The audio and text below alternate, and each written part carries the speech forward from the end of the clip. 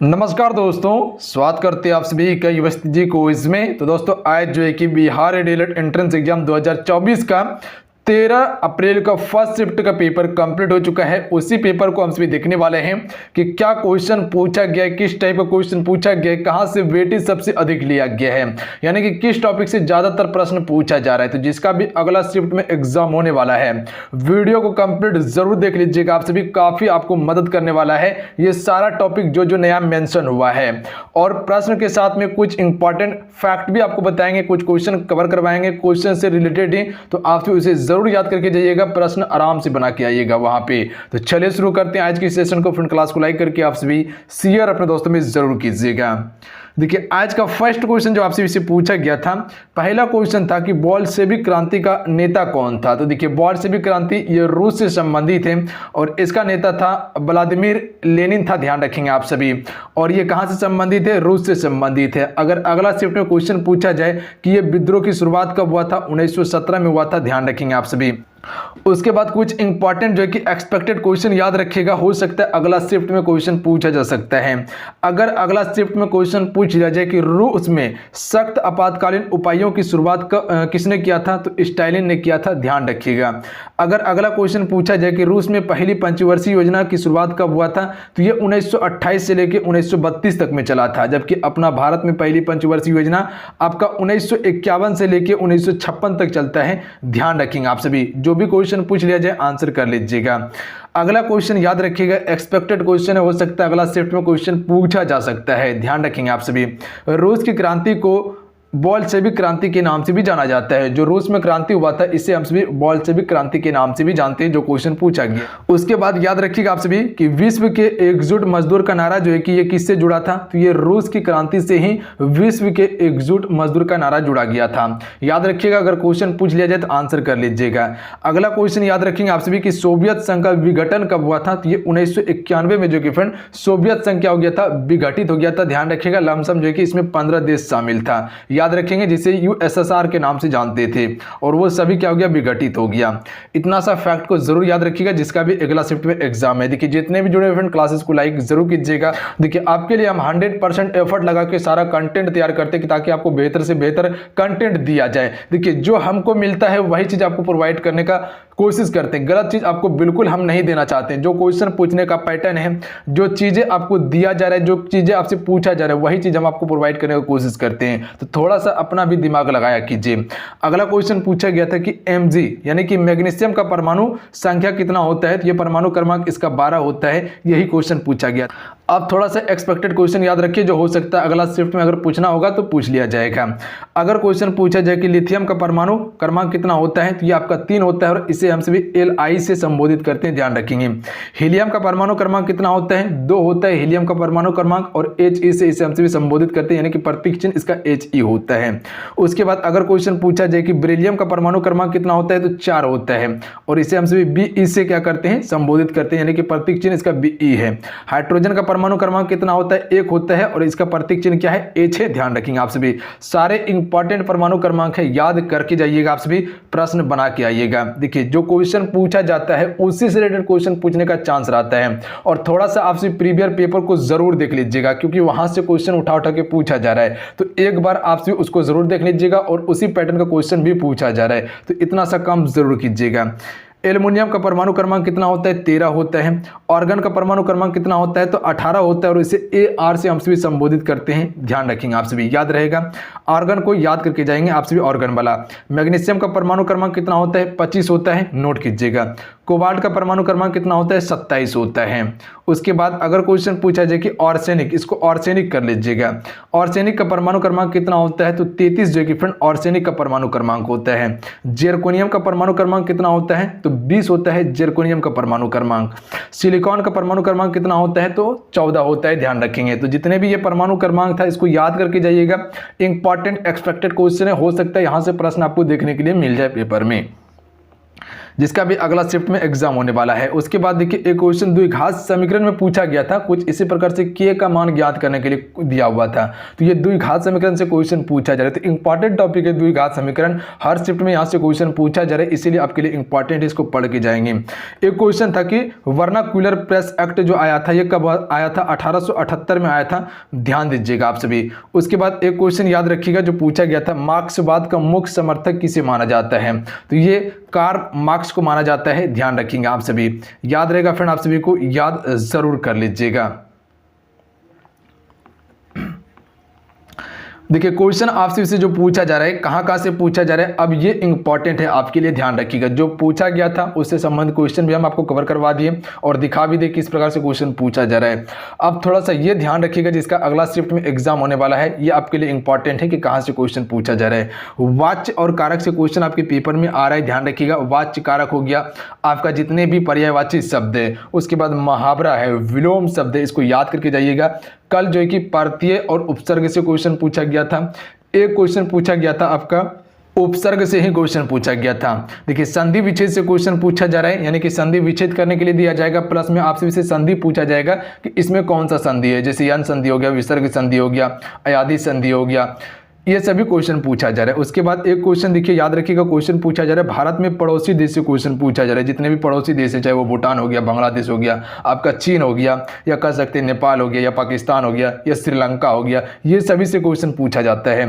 एक क्वेश्चन पूछा गया था कि भूटान की अर्थव्यवस्था किस पर आधारित है, तो यानी कि ये आपका जो है कि सीमा संबंधित क्वेश्चन पूछा जा रहा है, यानी कि जो आस पड़ोस का पड़ोसी देश है, जैसे म्यांमार हो गया, यहाँ से क्वेश्चन आपके पेपर में पूछा जा रहा है, इंपॉर्टेंट है, याद करके जाएंगे। वर्णमाला से क्वेश्चन पूछा जा रहा है, वर्णमाला में जितने भी वर्णों की संख्या है, प्लस में सघोष अघोष को याद करके जाएंगे, महाप्राण अल्पप्राण को पढ़ के जाइएगा, जितने भी अंतस्थ व्यंजन है, उष्ण व्यंजन है, ये सभी को पढ़ के जाइएगा आप सभी, प्लस में उच्चारण स्थान को पढ़ के जाएंगे आप सभी। उसके बाद मुहावरा सब तो आपको बता ही दिए। पदबंध से भी क्वेश्चन आपके पेपर में पूछा जा रहा है, रस से क्वेश्चन पूछा जा रहा है। उसके बाद द्विघात समीकरण से क्वेश्चन पूछा जा रहा है, जैसे कि आपको बताया कि द्विघात समीकरण में k का मान ज्ञात करने के लिए पूछा गया था। त्रिकोणमिति से क्वेश्चन, यानी कि ट्रिगोमेट्री का क्वेश्चन 3 से 4 क्वेश्चन का वेटेज है, हर शिफ्ट में पूछा ही जा रहा है, ज्यादा कोई कठिन नहीं है। इजी टू मॉडरेट क्वेश्चन पूछा जा रहा है, बिल्कुल आराम से बना सकते हैं त्रिकोणमिति का अगर फॉर्मूला आपको पता है तो, इतना सा काम जरूर करके जाएंगे आप सभी। इंग्लिश में वॉइस से क्वेश्चन पूछा जा रहा है, यानी कि पैटर्न वही है, ध्यान रखेंगे, उसी पैटर्न से सबसे ज्यादा प्रश्न पूछा जा रहा है। टेंस से क्वेश्चन आ रहा है, वर्ब से क्वेश्चन है, इंटोनेम सिनोनेम से हल्का फल्का है, आ भी रहा है, नहीं भी आ रहा है।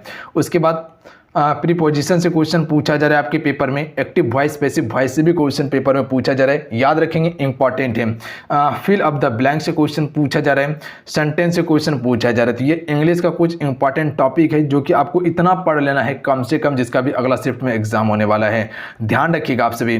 उसके बाद मैथमेटिक्स में बात किया जाए तो प्रतिशत से हल्का पल्का क्वेश्चन है, लाभ हानि और बट्टा से क्वेश्चन पूछा जा रहा है।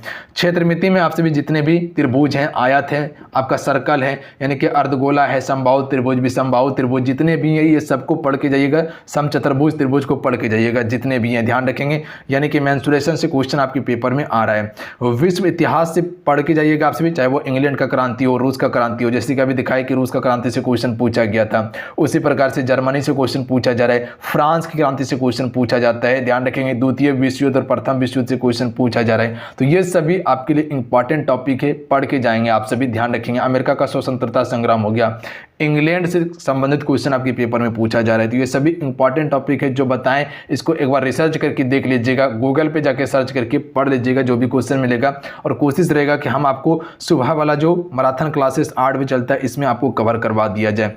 तो 8 बजे मेरे साथ डेली जुड़ा कीजिए। उसके बाद देखिए समीकरण से क्वेश्चन आपके पेपर में पूछा जा रहा है, समीकरण को पढ़ के जाइएगा, यानी कि कह सकते हैं कि जो आपका नंबर सिस्टम वाला है, उसके बाद एडवांस मैथ का जो टॉपिक है इंपॉर्टेंट है, इसको पढ़ के जाएंगे। जैसे नंबर सिस्टम हो गया, एलसीएम एचसीएफ हो गया, समीकरण हो गया, उसके बाद जो है कि रेशियो से भी क्वेश्चन आ रहा है, उधर आपका ज्योमेट्री हो गया, ट्रिगोमेट्री हो गया, उसके बाद मेंसुरेशन हो गया, उसके बाद कह सकते हैं अलजेब्रा से क्वेश्चन पूछा जा रहा है, साधारण ब्याज से भी क्वेश्चन है, चक्रवृद्धि ब्याज से भी क्वेश्चन पूछा जा रहा है। क्वेश्चन का लेवल ठीक ठाक ही है, थोड़ा सा हिंदी को टफ किया जा रहा है, ध्यान रखेंगे।